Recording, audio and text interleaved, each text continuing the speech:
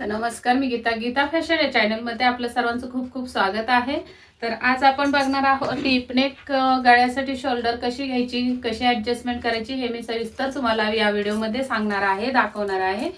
तर video skip न करता पूर्ण बघा आणि आवडला तर लाईक करायला विसरू नका, शेअर पण करा आणि सबस्क्राईब करा चॅनलला. नवीन आला असाल आपल्या चॅनलवर असतं आणि बेल आयकनची घंटी दाबा, म्हणजे आपले डेलीचे व्हिडिओ, रोजचे व्हिडिओ तुम्हाला हे कटिंग बद्दल, ब्लाऊजच्या कटिंग बद्दलचे व्हिडिओ बघायचे असतील तर चॅनलला सबस्क्राईब करून ठेवा. तर चला आपण एखाद्या मापाची शोल्डर म्हणजे एक शोल्डर घेऊयात आणि त्या शोल्डर वरून आपल्याला प्रत्येक गळ्यासाठी ती शोल्डर कशी कमी केली पाहिजे ते आपण बघणार आहोत. तर उंचीसाठी एक रेघ ओढून घेते अगोदर मी. 13 उंची असेल तर 14 वर अशी.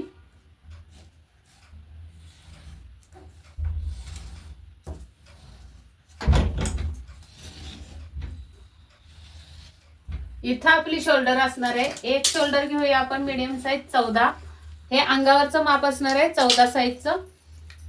तर 14 जर तुमची शोल्डर असेल तर तुम्हाला डीप नेक साठी शोल्डर कशी कशी ऍडजस्ट करायचे, कारण ब्लाऊज बिघडतो तो डीप नेक मध्येच बिघडतो आपला.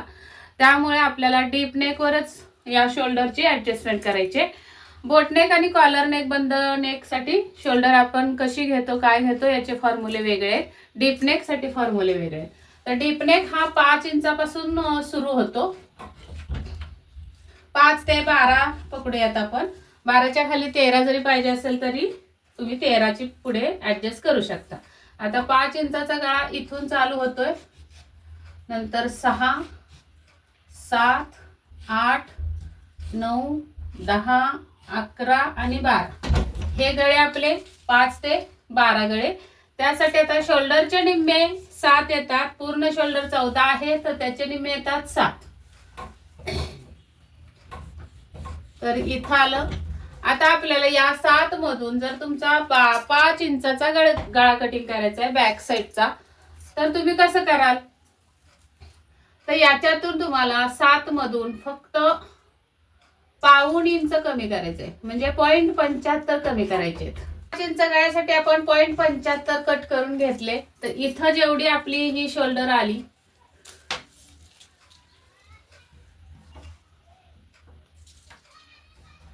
सव्वा 6 इंच आली शोल्डर. त्यातून आपल्याला 3 इंच आपल्याला जर शोल्डर पट्टी हवी असेल तर 3 वर खूण येणार आहे आणि ही उरलेली असणार आहे गळा रुंदी 3.25.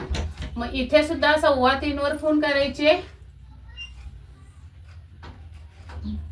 आणि हा बॉक्स तयार होऊन आपला गळा तयार होणार आहे. याच्यामध्ये हा असणार आहे 5 इंचाचा गळा आणि हे असणार आहे आपलं स्ट्रेट लाईन खाली येणार आहे.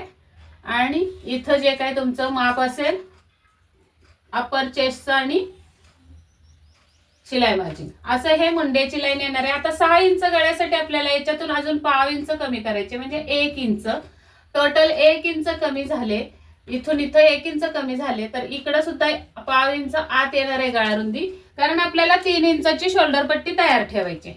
या हिशोबाने तुम्हाला इथे सगळीकडे आपण 3.25 रुंदी देऊन घेऊयात, कारण खाली आपल्याला पाठीवर 3.25 गळा रुंदी पाहिजे प्रत्येक गळ्याला, तर तो व्यवस्थित गळा रुंद होणार आहे. इथे सगळीकडे 3.25 वर खुणा करून घेते मी.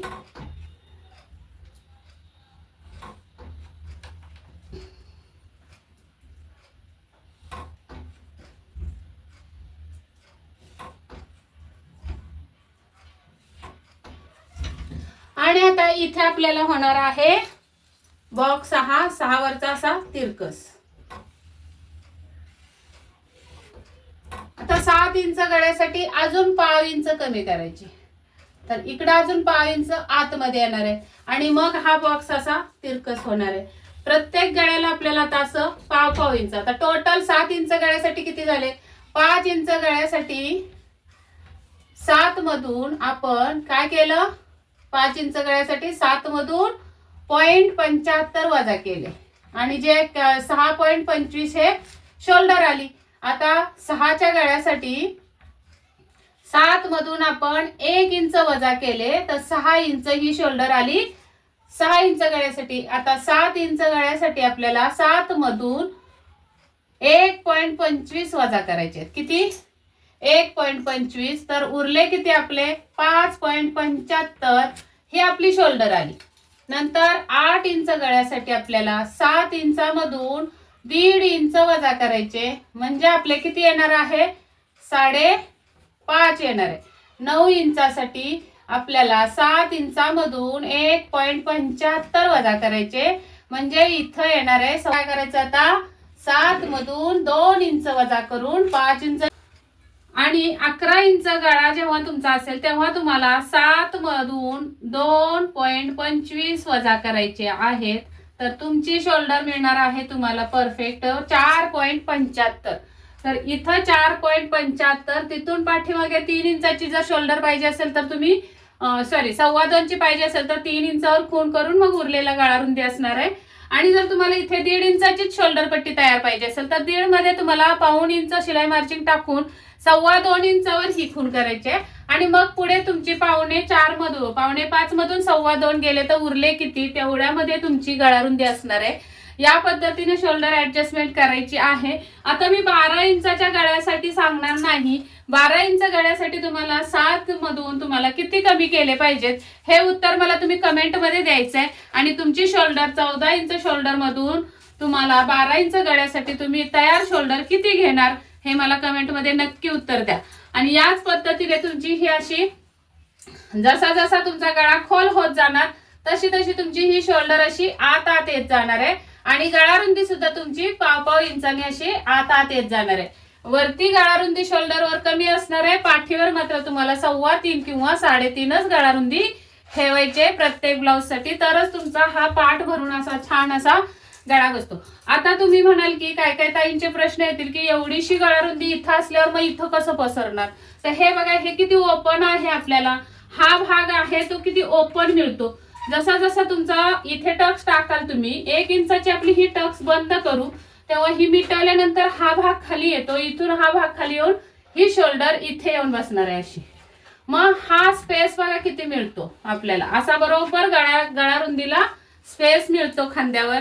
या पद्धतीने शोल्डर तुम्ही कमी करत गेला तर गळा रुंदी इथं किती छोटी राहू द्या ऑटोमॅटिकली हा टक्स बंद केल्यावर तुमचा गळा हा खांद्यावरून पसरणार आहे. आणि ही बाजू बघा इथं जरी कट केली तरी खाली पाठीला टक्स दिल्यामुळे ही बाजू इकडे बसते. कारण आपण इथे दोरीने अटॅच केलं नाही किंवा कापड नाहीये ओपन आहे इथं. त्यामुळे हा जो भाग असतो इथला तो हा बरोबर असा खांद्यावर पसरून बसतो. कारण इथे स्पेस आहे भरपूर त्याला पसरण्याला. आणि इथं बाही असल्यामुळे इथेच थांबणार आहे. तर या पद्धतीने शोल्डरचं कॅल्क्युलेशन असतं. तर ही जी माझी पद्धत आहे शोल्डर कमी जास्त करण्याची ती तुम्हाला आवडली असेल तर लाईक करायला अजिबात विसरू नका. आणि या पद्धतीने एकदा कटिंग करून बघा. 12 इंचचा गळा सुद्धा तुमचा असला तरी ब्लाऊजची शोल्डर पडणार नाही किंवा इथं दोरी लावून गळा असा बांधून ठेवायची गरज लागणार नाही. चला तर मग भेटूया पुढच्या व्हिडिओमध्ये. तोपर्यंत स्वस्त राहा मस्त राहा काळजी घ्या. आणि हा व्हिडिओ पूर्ण बघितल्याबद्दल खूप खूप धन्यवाद. Bye bye.